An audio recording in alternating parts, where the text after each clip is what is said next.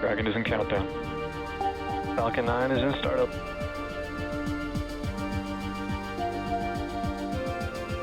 Dragon, SpaceX, go for launch.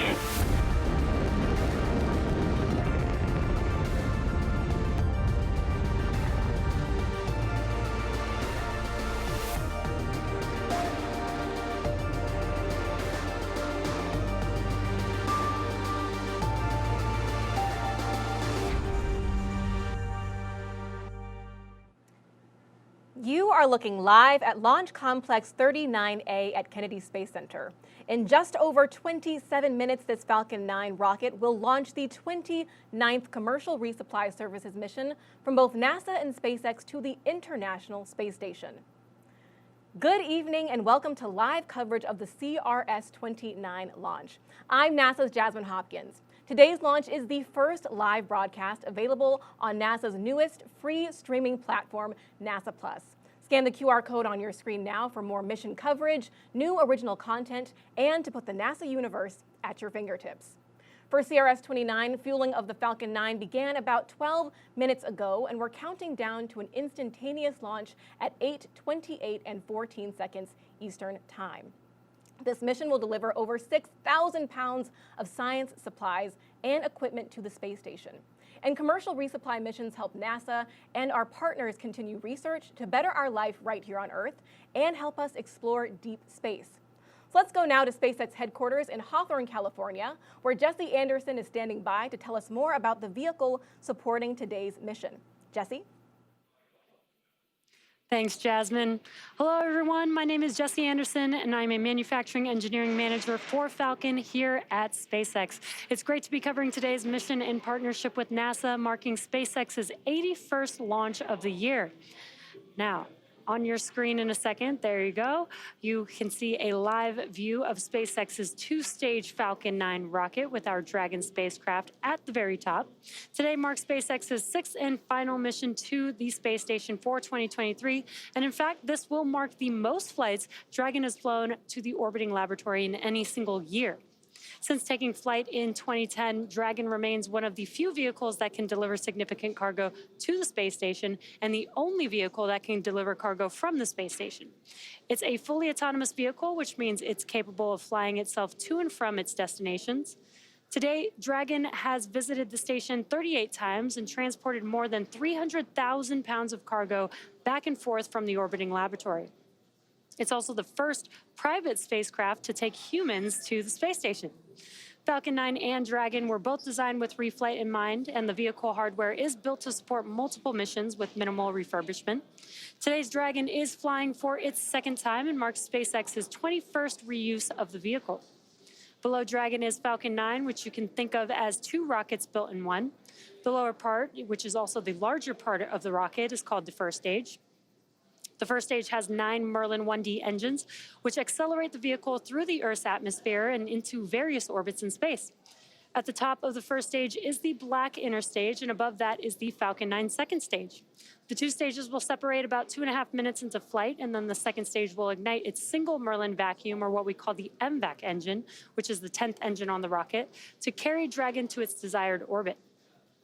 Now, like Dragon today, the Falcon 9 first stage is flying for its second time as well, and we plan to recover it back on land at Landing Zone 1, located at Cape Canaveral Space Force Station in Florida, completing the first return to launch site for a Dragon cargo mission. Now, so far, we've reflown 214 first stages, and that includes Falcon 9 and Falcon Heavy. If successful, it will mark the 243rd recovery of an orbital-class rocket. As the clock approaches T0, let's head over to NASA's Steve Seifaloff at Cape Canaveral to talk about today's weather. Steve, how's it going over there? Well, the weather is terrific, Jesse. 100% go. In the words of Launch Weather Officer Melody Lovin, it's as good as it gets. And with that, welcome inside Hangar AE here at Cape Canaveral Air Force Station in Florida, just a couple miles down from Launch Complex 39A. From here, we're going to monitor the launch team as they take us through tonight's countdown. So far, the nets have been relatively quiet, which is a good sign. The vehicle is healthy. The team's not working any issues. The teams performed a hot fire test just a couple days ago to prove the rocket was ready. The brief engine firing of about a second is a routine test that allows the turbopumps and engine machinery of the Falcon 9 first stage to spin up long enough for engineers to evaluate the system. After that evaluation, the NASA and SpaceX teams yesterday cleared the rocket and spacecraft for launch today. The 45th Space Wing says the eastern range is green, and that means our path from here to the International Space Station is clear and safe. Again, the weather tonight is terrific, 100% go. Still, the launch weather officer Melody Lovin will be monitoring the clouds for potential violations. There is a 10 to 15 mile an hour wind from the ocean, but that's not nearly enough to affect the rocket as it climbs through the atmosphere and into orbit. After its work is done, the first stage will come back here to land at Landing Zone 1, about a mile or so away. That is different from recent cargo launches to the space station that saw the first stage land offshore on a drone ship.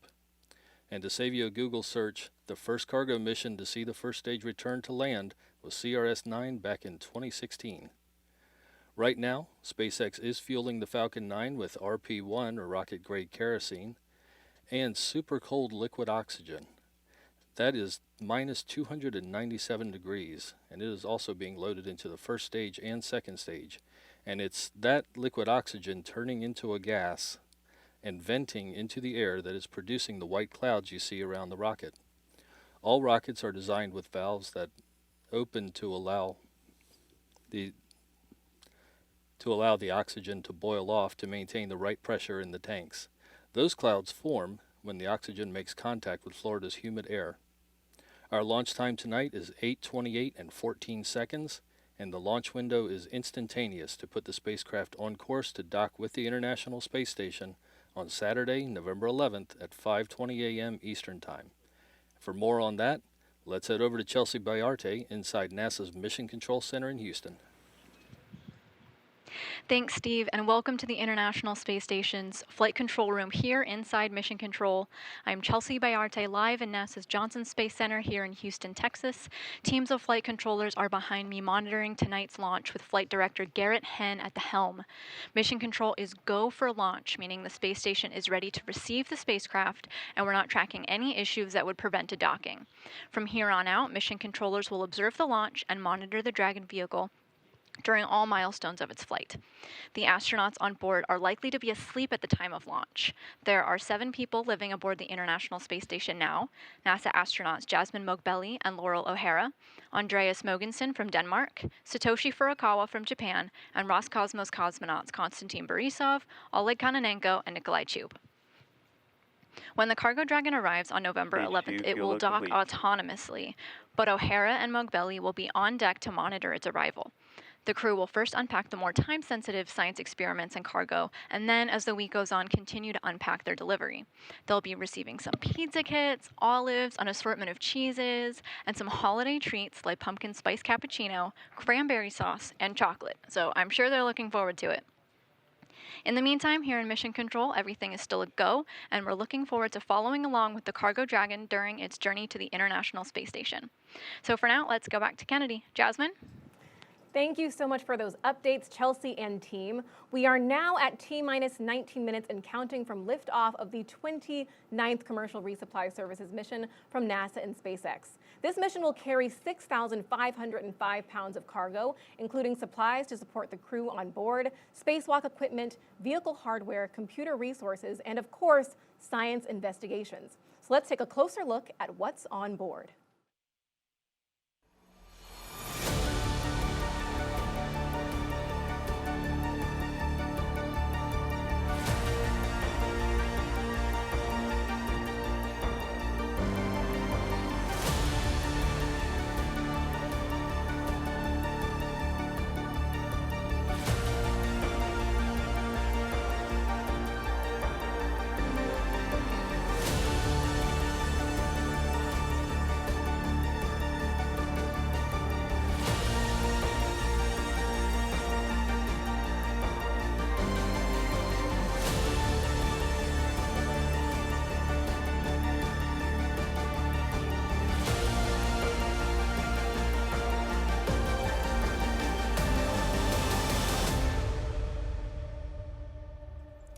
Launching on this mission is part of NASA's first two-way laser communications relay system known as Illuma-T. After attaching to the outside of the space station, this laser communications terminal will send and receive data through NASA's LCRD satellite on orbit. Using invisible infrared light, laser communications can transmit data up to 100 times faster than traditional radio frequency systems. Illuma-T brings this capability to the International Space Station, enabling more data to be transmitted and received. And of course, more data means more discoveries. Also on this mission is the atmospheric waves experiment known as AW. This heliophysics experiment will capture the first global observations of atmospheric gravity waves that form near the surface and impact Earth's upper atmosphere. Increasing our understanding of these waves could teach us more about Earth's atmosphere, climate, and near-Earth space weather. AW is also part of what NASA is calling the Heliophysics Big Year, a global celebration of solar science and the sun's influence on Earth and the entire solar system. Our work in low Earth orbit is, of course, paving the way to deep space as we shoot for the moon and beyond. Around this time last year, Artemis 1 lifted off, and for Artemis 2, NASA plans to send a crew of 4 astronauts around the moon farther than humanity has ever gone before. To learn how about we're getting there, let's check out our Artemis Moon Minute.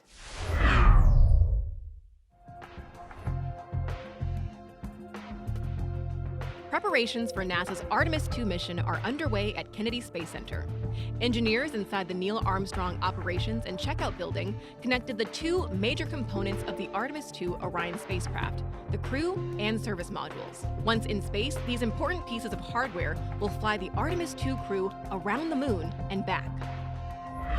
The 10 solid rocket booster motor segments for the Artemis 2 Space Launch System rocket arrived by rail at Kennedy, traveling from Utah across 8 states in specialized transporters. Kennedy teams also are conducting several water deluge tests at Launch Pad 39B, releasing approximately 400,000 gallons of water onto the mobile launcher's deck, flame hole, and the pad's flame deflector. By helping to deflect overpressurization and suppress the sound produced at liftoff, the water deluge system is critical for protecting the crew, rocket, spacecraft, and pad structures during launch. That's your Artemis Moon Minute. The Artemis missions intend to land the first woman and first person of color on the moon, and these goals are characterized by NASA's graphic novel, First Woman. This is the fictional story of Callie Rodriguez, the first woman to explore the lunar surface. Her struggles and triumphs were inspired by the lives of many real NASA astronauts, like Jasmine McBelly and Laurel O'Hara, who are part of the current space station crew. The second volume of this story with new characters and new technologies is available now in both English and Spanish, and the astronauts on station are in for a real treat because we're sending them a copy with today's launch. You can follow Callie's adventures on NASA's websites and our social media. Now we're just about T-minus 14 minutes and counting from liftoff of CRS-29 from both NASA and SpaceX to the International Space Station. So let's bring back Jesse now to tell us more about SpaceX and their efforts to explore the moon, Mars, and beyond. Jesse? Thanks, Jasmine. As many of you may already know, SpaceX's ultimate mission is to make life multiplanetary. To get us there, we've been developing a fully and rapidly reusable transportation system called Starship, the most powerful launch system ever developed and designed to carry passengers and cargo to Earth orbit, the moon, and planetary destinations like Mars. Starship's first fully integrated flight test back in April provided numerous lessons learned that directly contributed to several upgrades to both the vehicle and ground infrastructure to improve the probability of success on future flights. Our second flight test could launch as soon as mid-November, pending regulatory approval, which is just around the corner. This next test will debut a hot stage separation system and a new electronic thrust vector control, or TVC system, for Super Heavy Raptor engines, in addition to reinforcements to the pad foundation and a water-cooled steel flame deflector, among many other enhancements.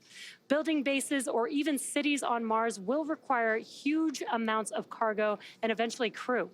So we're designing Starship from the beginning to carry hundreds of tons of cargo into space and be able to refuel in orbit. before Mars, Starship will play a key role in the exploration of the moon. We're providing the lunar lander, which will return astronauts to the lunar surface for the first time in more than 50 years under NASA's Artemis missions. With the ability to deliver cargo and people to the lunar surface, we'll be ready to help humanity build a sustainable presence on the moon and learn how to live off-world before the next steps to Mars. Today, however, we are going a little closer to home with our Dragon spacecraft, where all of our learning on human space transportation began. And all the work and advancement we continue to make with Dragon in low Earth orbit will continue to pave the way for our future deep space missions with Starship. And now I'll turn it back to Jasmine at KSC to take a look at one of the payloads flying on today's mission. Jasmine? Thanks so much, Jesse. Yes, on today's mission, we are launching seeds from the Choctaw Nation of Oklahoma. And here to tell us more about the Growing Hope Initiative is Jacqueline Putman. Thank you so much for being here, Jackie. Halito and Tachikama, Jasmine. It's very nice to be here. My name is Jacqueline Harjo Putman. I am the coordinator for Choctaw Nation of Oklahoma. This is National Heritage Month, so this is Native American Month, so this is a very important month for us. We're sending up our traditional seeds in this. We're very, very excited about this. These are seeds that came down the Trail of Tears.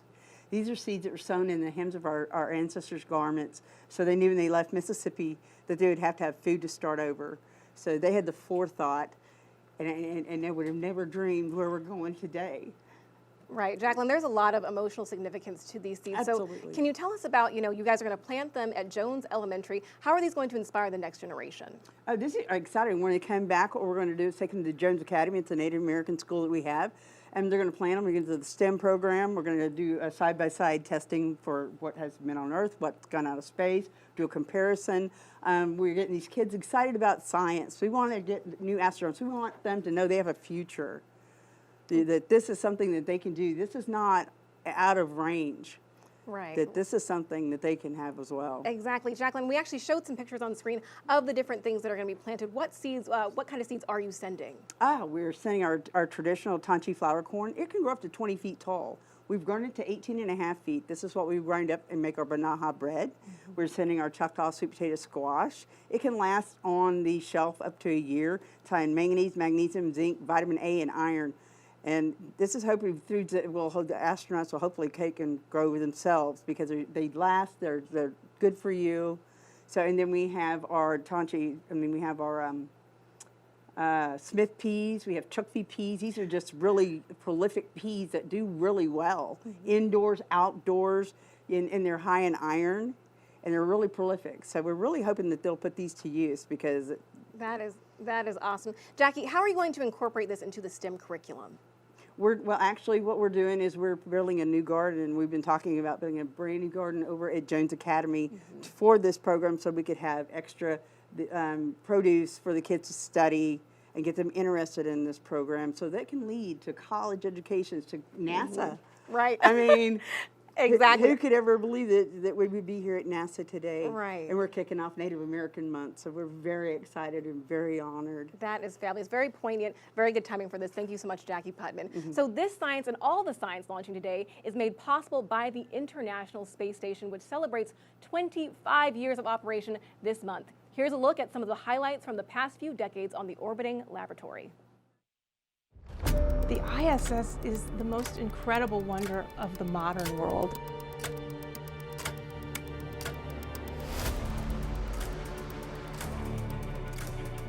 Christina Cook, the first one through the hatch.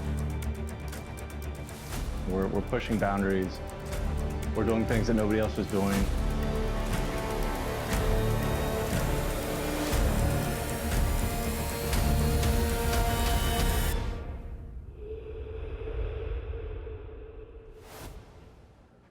To learn more about the space station turning 25, keep an eye on NASA's social media channels for a video series debuting this Monday, November 13th. The space station truly is a wonder. It is the third brightest object in the sky, and measuring about the size of a professional football field, it can be seen with just the naked eye. As it orbits the Earth at over 17,000 miles per hour, NASA is making it easier than ever for you to spot the station. Scan the QR code on your screen now to download the all-new Spot the Station app on your mobile device, available on both iOS and Android. The app alerts you when the station is passing over your hometown and even lets you track its location in real time. Right now, there are 7 people living and working on the space station, making up the Expedition 70 crew. This expedition began on September 27th, and the team represents several international agencies: NASA, ESA, JAXA, and Roscosmos. During their long-duration stay in low Earth orbit, they will research heart health, cancer treatments, space manufacturing techniques, and more to benefit life on and off the planet. CRS 29 is expected to dock to the space station this Saturday. That's November 11th at 5:20 a.m. And NASA astronauts Jasmine Montbelly and Laurel O'Hara will be monitoring the operation to ensure all this cargo is delivered safely. All right, we're marching towards launch at T-minus 7 minutes and counting for liftoff of CRS 29. So let's bring back Steve here on Florida's Space Coast and Jesse live at SpaceX headquarters in Hawthorne, California, to walk us through the final moments of countdown and liftoff. Take it away. Thank you, Jasmine. It is just under 7.5 minutes until launch, and the SpaceX team is working no significant issues, and the vehicle is healthy. Weather is 100% go for T0, and the range is ready to support today's mission. At this point, Rocket Propellant 1, or RP1, fuel is completely loaded on the second stage and nearly complete on the first stage. Liquid oxygen, or LOX, loading is currently underway on both stages and will complete at the T-minus 2 minute mark. We just heard a call out for engine chill. We're also loading helium gas into both stages. Falcon 9 uses helium as a pressurant to backfill the propellant tanks, as liquid oxygen and RP1 are consumed by the Merlin engines during ascent. Helium load began before the broadcast went live and will continue to top off until about 1.5 minutes before launch. And SpaceX performed that engine chill just a few seconds ago, around T-minus 7 minutes. That's when the team flowed a small amount of liquid oxygen at minus 297 degrees into the Merlin engine's turbo pumps. And you may have heard the call there. Stage 1 fuel load is complete. They're basically doing that engine chill. They're basically prepping the propulsion system for the full flow of liquid oxygen. And by doing this, they avoid a thermal shock to the system, and that ensures that engine startup goes well. Dragon also began its startup sequence at T-minus 35 minutes when it coordinated timing with the Falcon 9 rocket. The spacecraft is currently undergoing vehicle health checks. It'll enter terminal count at about T-minus 5 minutes, with the next big step just a minute before liftoff, when Dragon will transition to internal power.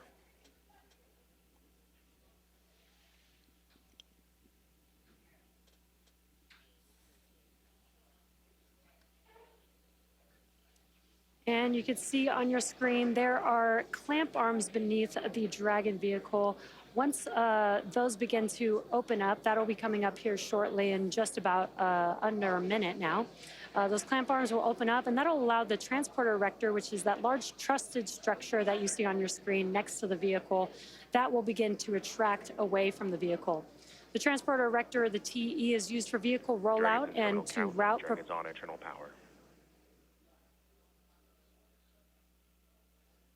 propellants and electrical power to the vehicle in preparation for launch.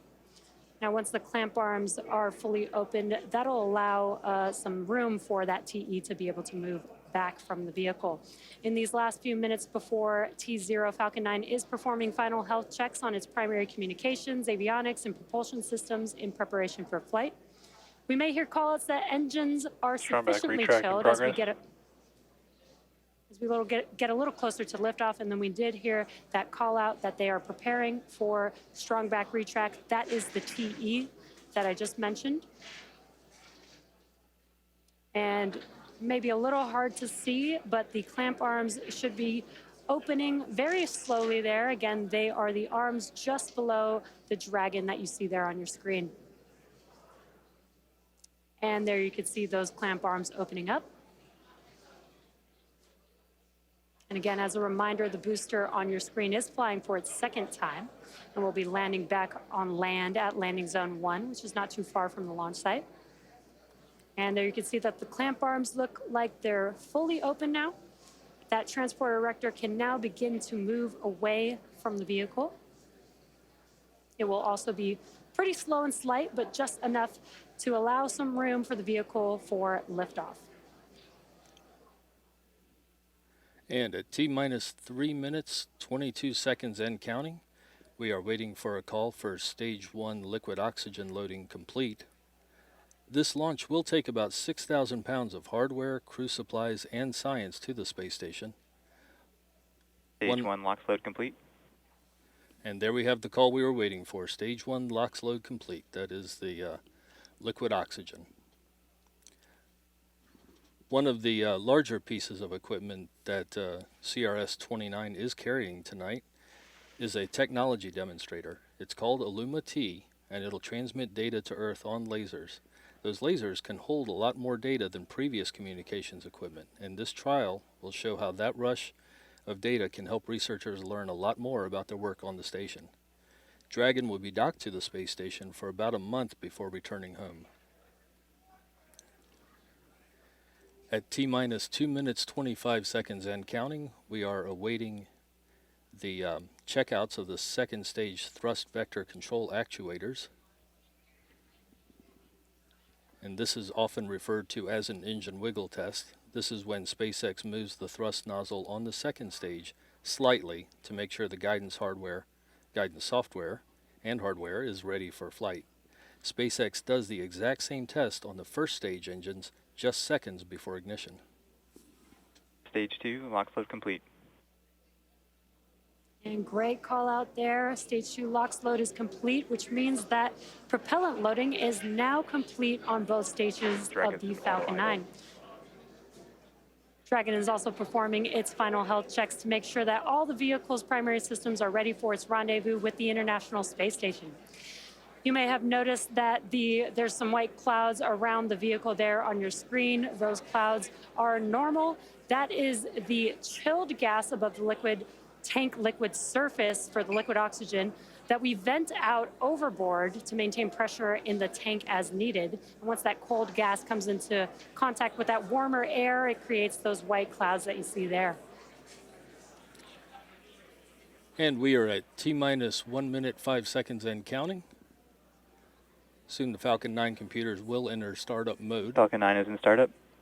And there we have the call from the launch director. Falcon 9 computers have entered startup mode, and the Dragon spacecraft is on internal power. Both stages are now pressurizing for launch. And LD, go for launch. And there we have the on-time call of the SpaceX launch director verifying we are go for launch this evening. Liftoff scheduled for 8:28 p.m. Eastern Time and 14 seconds. At launch, the International Space Station will be flying 459 miles over the Arabian Sea near the coast of Oman. We are 15 seconds to launch and counting. 15 seconds and counting.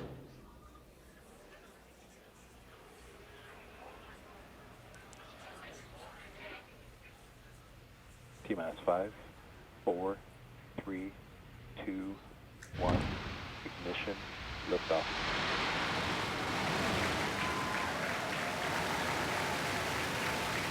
And liftoff of CRS-29 carrying cargo, research, Pulse and a laser, pitching downrange. and a laser Engine communication. pressure is nominal. A laser communications demonstrator to the International Space Station, now in its 25th year of orbital operations.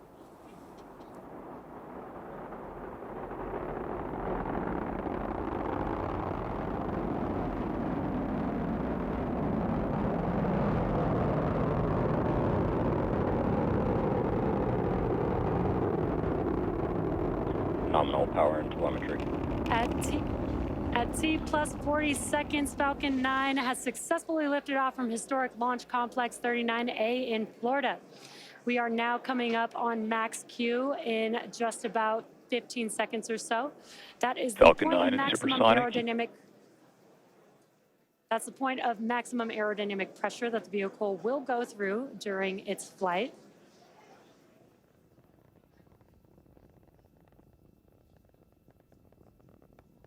Max Q. And great call out there. We have passed through max Q.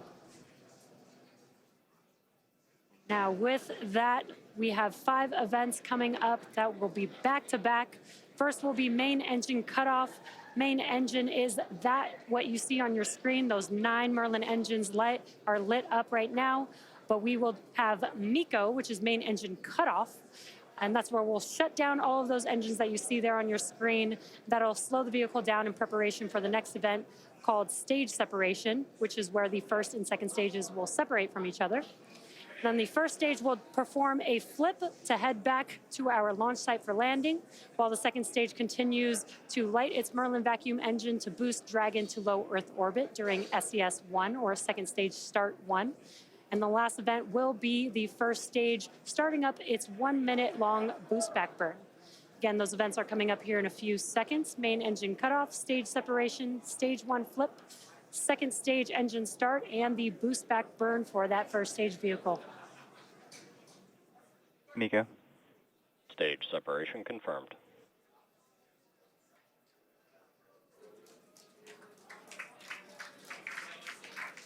Stage 1, conditions. boost back startup.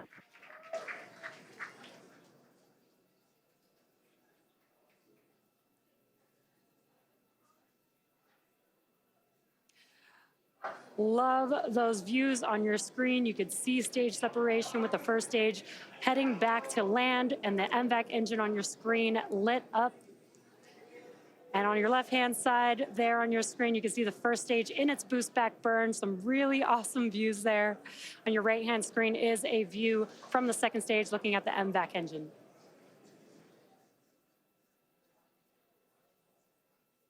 Again, this is just about a minute burn for this boost back burn on the first stage. It is the first of 3 burns required to bring the first stage back to landing zone 1.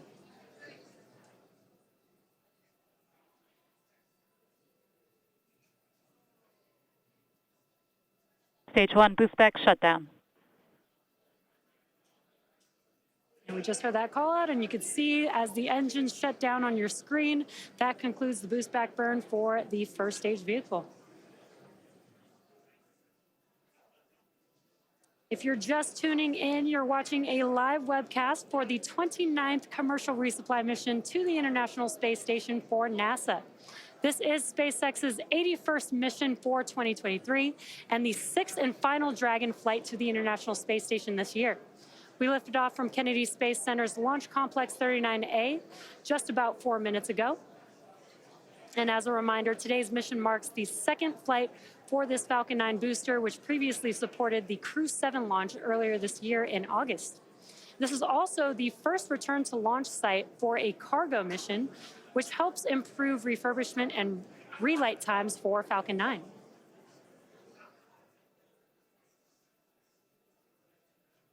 And what you're seeing on your screen again is a live view on the second stage looking at the MVAC engine there. For the first stage, in order to make its way back to landing zone 1, it does have a couple more burns to execute. The next burn is the entry burn, and that's where we will relight Vehicles 3 are of on the a 9 nominal Merlin. trajectory. Great call-outs there.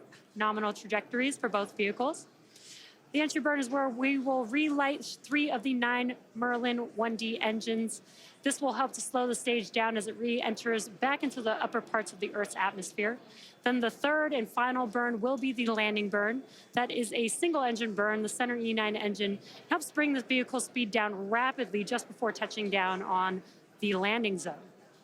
And again, the M1D engines have about 190,000 pounds of thrust, which is just enough lighting 1 engine to touch down for landing today.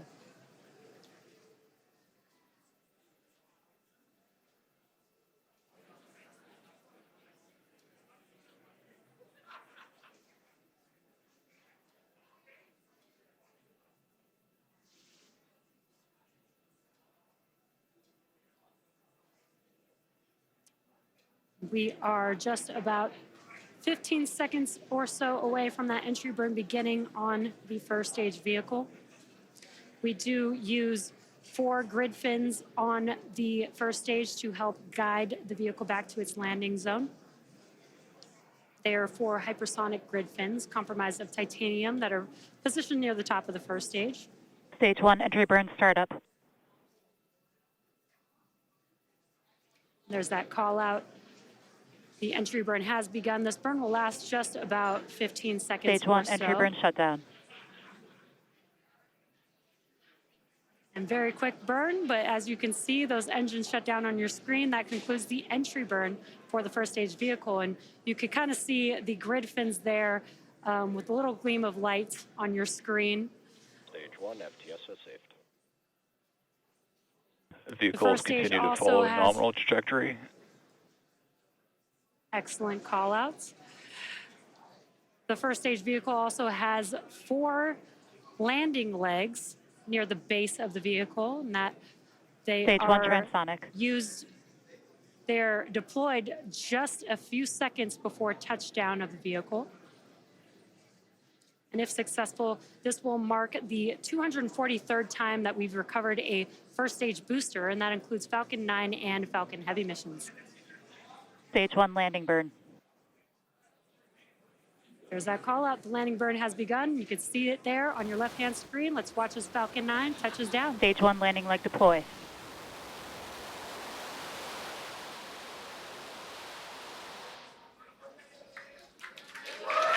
Stage 1 landing confirmed. And an awesome sight to see. As you can see, the Falcon 9 first stage that supported today's mission landed for its second time and has previously supported the Crew 7 mission in August earlier this year. This marks the 238th successful landing for an orbital class rocket. Now, next up in a few seconds, just about 20 seconds or so, will be the shutdown of the MVAC engine that you see ignited there on your screen. That event is called SECO, or Second Engine Cutoff, and that'll be the first shutdown of this MVAC engine.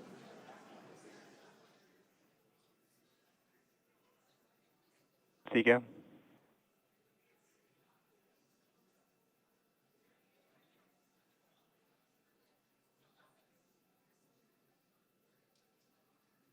Nominal orbit insertion.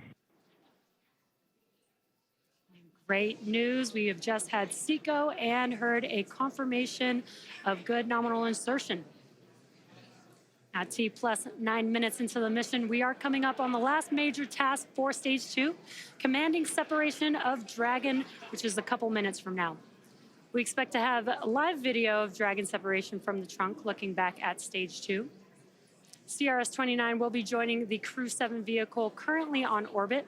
So we'll be back to having 2 Dragon spacecraft docked at the International Space Station. As for cargo, today we will be delivering more than 6,500 pounds of science, research, crew supplies, and vehicle hardware to the orbiting laboratory and its crew. And to date, SpaceX has sent and brought back over 300,000 pounds of crew and cargo to and from the space station. Again, the Dragon separation from Falcon 9's second stage should be coming up here in just about a minute or so. As a reminder, this is the second flight for this Dragon capsule, having previously supported Crew 7's trip to space in August. Today's flight also marks the 21st reuse of a Dragon vehicle overall.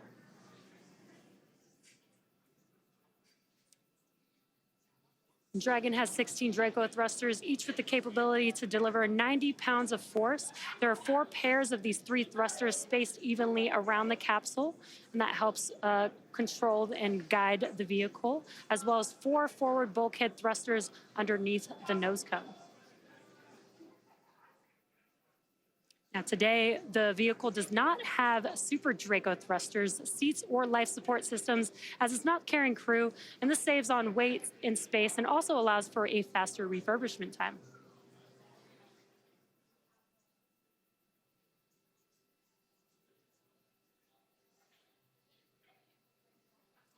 Now, while initial designs of Dragon carried solar arrays extended outward from the trunk, the cylindrical structure located directly behind the Dragon capsule, the current Dragon has these arrays fixed directly to the trunk.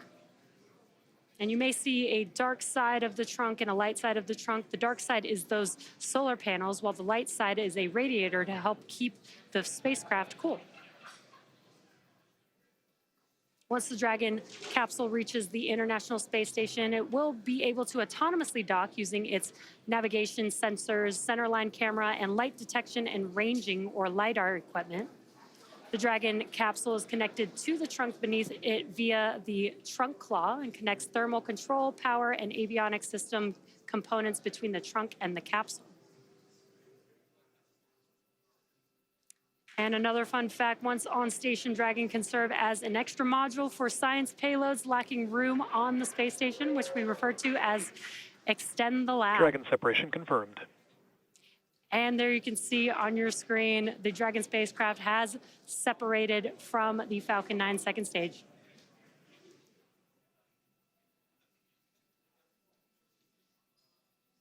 Now, if you're just now joining us, you're watching a live broadcast for the 29th commercial resupply mission to the International Space Station for NASA. This is SpaceX's 81st mission this year and 6th and final Dragon flight to station for 2023. We lifted off just about 12 and a half minutes ago from NASA Kennedy Space Center Launch Complex 39A in Florida. And coming up in just a few moments will be the nose cone opening for the Dragon capsule.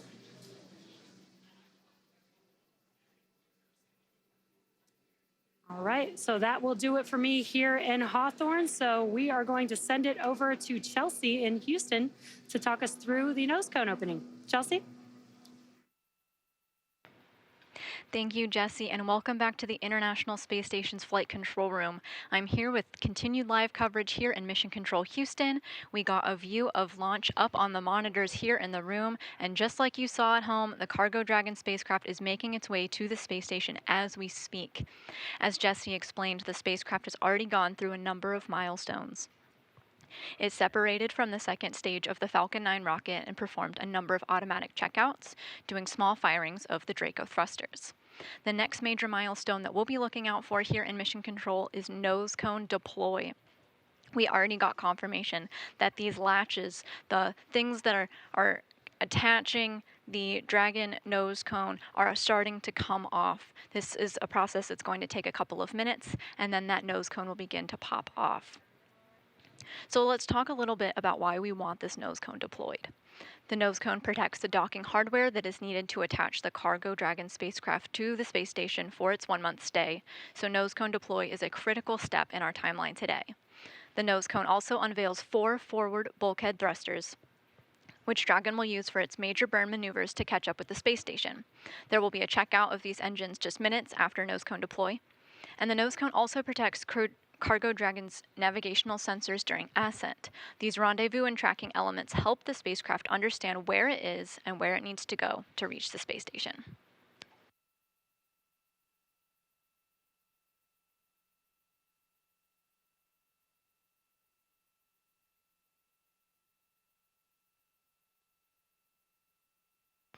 So overall, the nose cone is there to protect the docking hardware, the forward bulkhead thrusters, and the rendezvous and tracking elements during launch.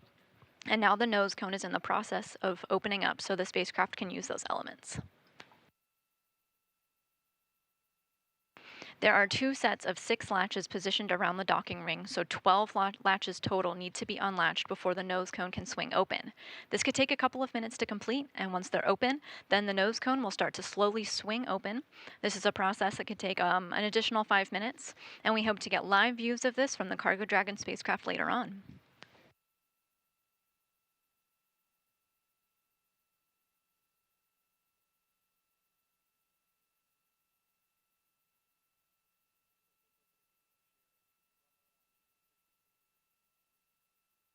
This mission is all about cargo. It's astronaut food, it's science experiments, it's hardware, all being delivered to the crew's doorstep in space.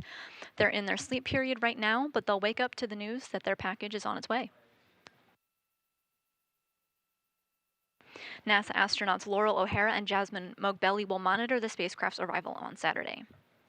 We're waiting for confirmation of a good nose cone deployment of the spacecraft, which can take a few minutes for those latches to open. But after the nose cone is open, Mission Control will continue to monitor the spacecraft's journey, including a scheduled phase burn that the Cargo Dragon will perform autonomously.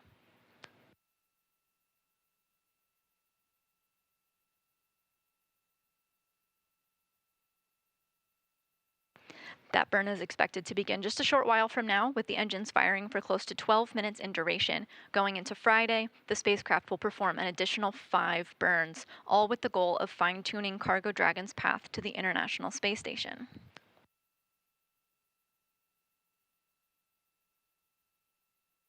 Moving on to early Saturday here in Houston, the spacecraft will be in the vicinity of the space station.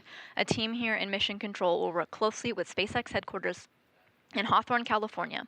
They'll monitor as the spacecraft autonomously moves through the steps and checks required for docking. Today's Cargo Dragon will be parked in the space station's Node 2 forward port. Node 2 is also known as the Harmony module, and it has been unoccupied since NASA's SpaceX Crew 6 crew departed the space station in September of this year. The Crew 6 spacecraft was a Crew Dragon. Its departure brought NASA astronauts Steve Bowen and Woody Hoberg home, along with their crew members Sultan Al-Niyati and Andrei Fadjayev. But in its place will be today's Cargo Dragon when it docks on November 11th. NASA's Anna Schneider will be here in Mission Control with live coverage of docking Saturday morning. But this spacecraft has a lot of milestones to hit before it arrives, including the opening of the nose cone. It's a step that the spacecraft is working on right now. We're waiting for confirmation that all 12 latches around the docking ring are open. And those rings are open and the nose cone is starting to open up. So you're getting the view from the inside of the Cargo Dragon spacecraft. We're looking at the nose cone now. This is the very tip of the spacecraft, the tip of the rocket you were looking at on the launch pad. This is the nose cone opening up, and right underneath it we'll get a view of the vacuum of space.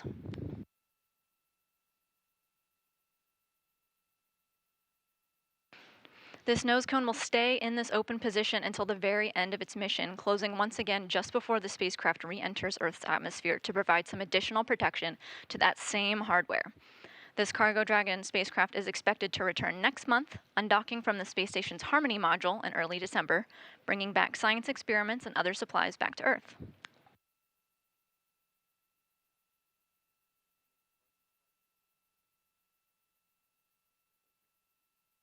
Again, on your screen, you were seeing some motion moments ago. This is the nose cone of the Cargo Dragon spacecraft opening up. This maneuver was allowed by 12 latches that unhooked themselves, one set of 6 at a time, allowing free motion of the nose cone that you see in motion here.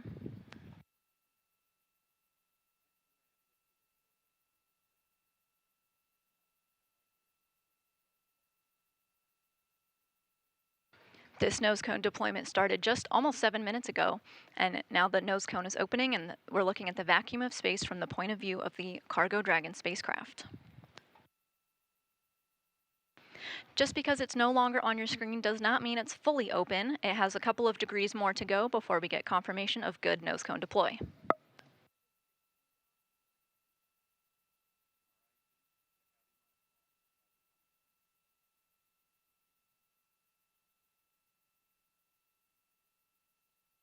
As a reminder, opening up this nose cone allows for access to the docking hardware underneath, critical for the Cargo Dragon spacecraft to attach itself to the space station. It also unveils the forward bulkhead Draco thrusters and navigational sensors that Dragon will help to understand its position in space and also make it find its way to the space station.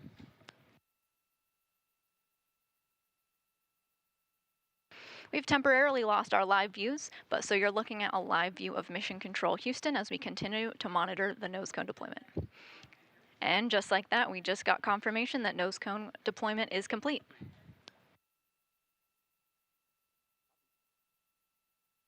This is a critical milestone for the Cargo Dragon spacecraft on its way to the International Space Station.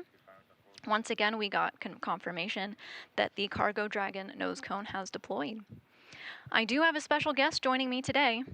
Joining me on the phone is Christy Depletion, Deputy Manager of the International Space Station Integration Office. Christy, are you with us? I'm here. Thanks, Chelsea. Christy, awesome launch today. I want to ask you a couple of questions about Dragon.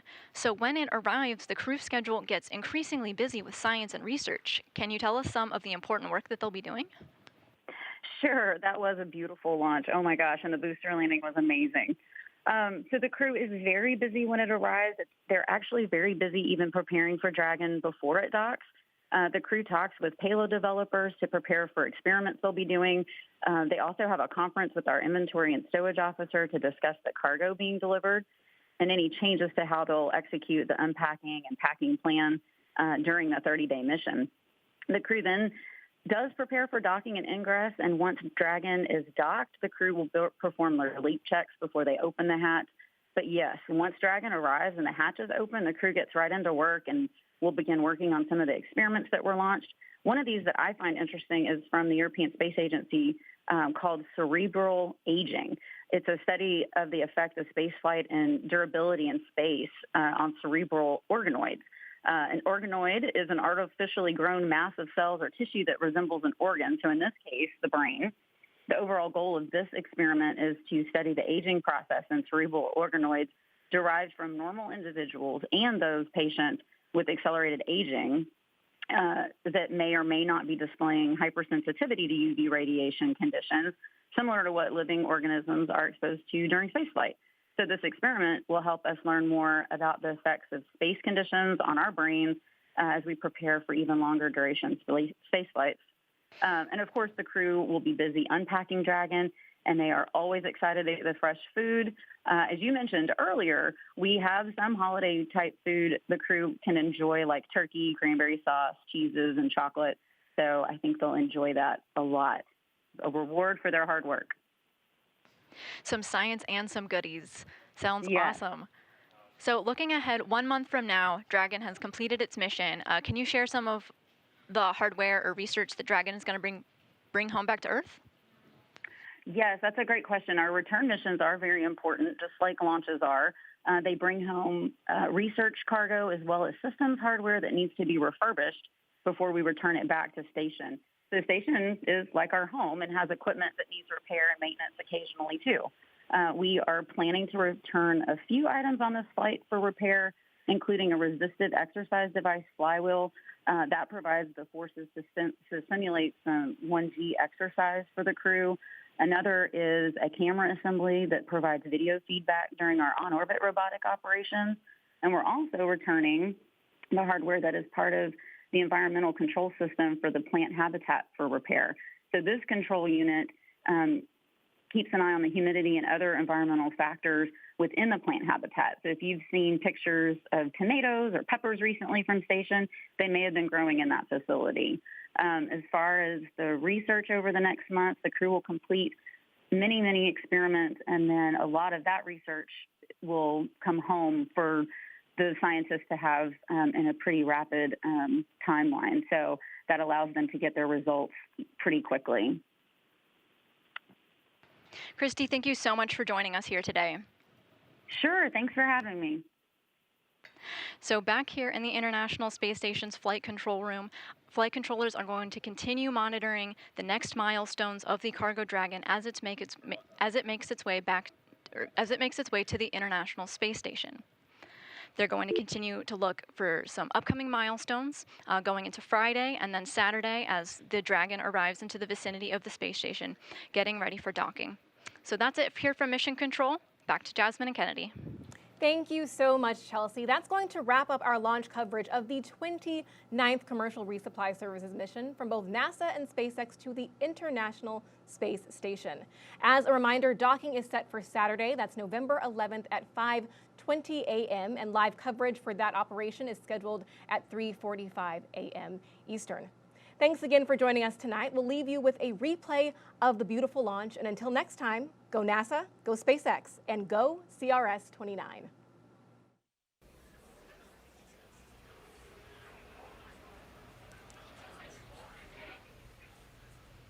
T-minus 5, 4, 3, 2, 1. Ignition. Liftoff.